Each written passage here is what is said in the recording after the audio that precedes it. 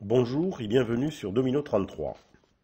Dans la série des techniques 3D Medusa, cette deuxième vidéo a pour objet d'expliquer la règle 2 qui fait suite à la règle 1 diffusée en février dernier.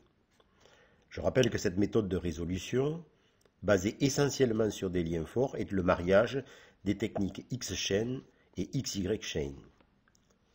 Bien évidemment, pour la bonne compréhension de cette vidéo, la maîtrise du concept lien fort est incontournable. D'où l'intérêt majeur de voir ou de revoir la vidéo numéro 13 sur les liens forts, liens faibles, ainsi que la vidéo numéro 35 sur la règle 1.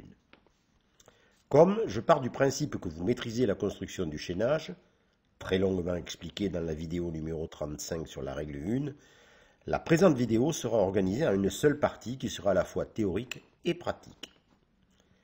Je rappelle que la règle 1 stipule que si dans une même case deux candidats sont de couleur identique, tous les candidats du chaînage ayant cette même couleur peuvent être éliminés. La règle 2, quant à elle, précise que si dans une même unité, ligne, colonne ou bloc, deux candidats identiques sont de même couleur, tous les candidats du chaînage ayant cette même couleur peuvent être éliminés.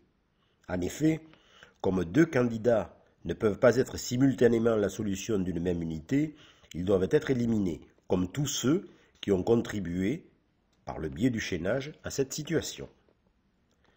Examinons la grille affichée à l'écran et plus précisément le candidat 3 qui est situé ligne 1, colonne 4. Il est le début du chaînage et il est colorié en jaune. Je vous propose donc de construire le chaînage selon les mêmes modalités que la règle 1.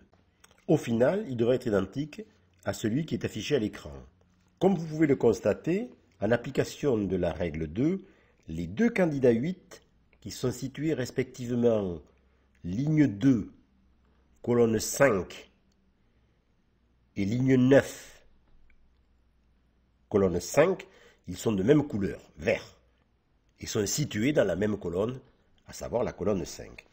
En conséquence, en application de la règle 2, tous les candidats de cette couleur peuvent être éliminés.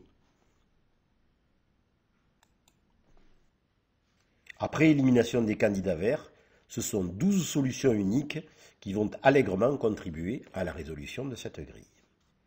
En conclusion, comme je l'avais indiqué dans la vidéo sur la règle 1, la construction du chaînage est identique aux 6 règles et présente la seule réelle difficulté de la technique 3D Medusa. La prochaine vidéo traitera de la règle 3.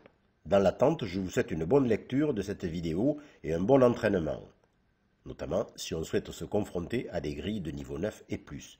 Je vous invite enfin à vous abonner et à cliquer sur l'icône notification pour être immédiatement informé des vidéos à venir, car il y a encore des surprises.